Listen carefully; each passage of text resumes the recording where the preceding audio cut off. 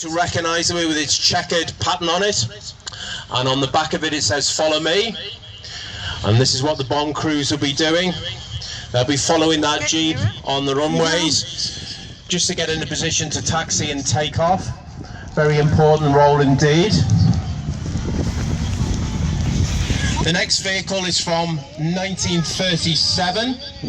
It's a Hillman Minx, and basically it's an RAF staff car.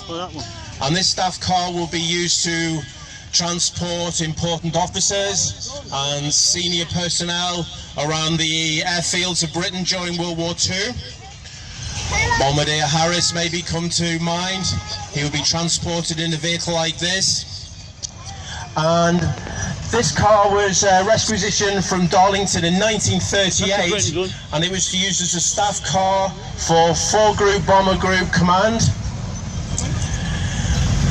And that was in an airport called Goose Pool, which is actually Tees Valley Airport today. So a real local vehicle from Darlington and used at Tees Valley Airport. It would have been used as a general transport and perhaps taking walking wounded to hospital as well. A bit fast, like. It was always driven actually by female staff, and they were demobbed in the early 1950s back to city life. This vehicle has always been in the area, and the owner lives in Norton. And they produce their own vehicle under the name Ford, of course.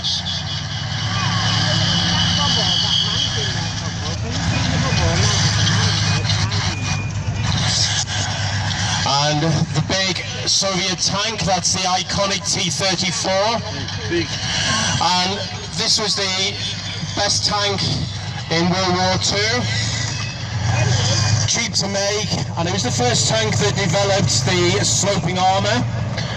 And this deflected all the German shells off its body very, very easily. An ingenious design, very, very fast tank, and very, very wide tracks on it as well. And this meant it had really good stability on snowy and the muddy ground of the Soviet Union.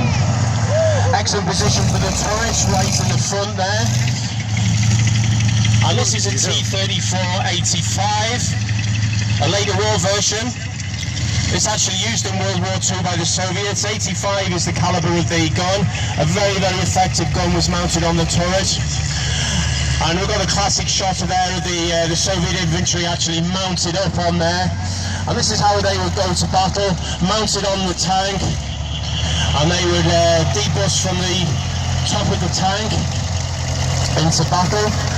And the way a tank has to position itself is by skewing its tracks. One side would lock, and that would force the vehicle around.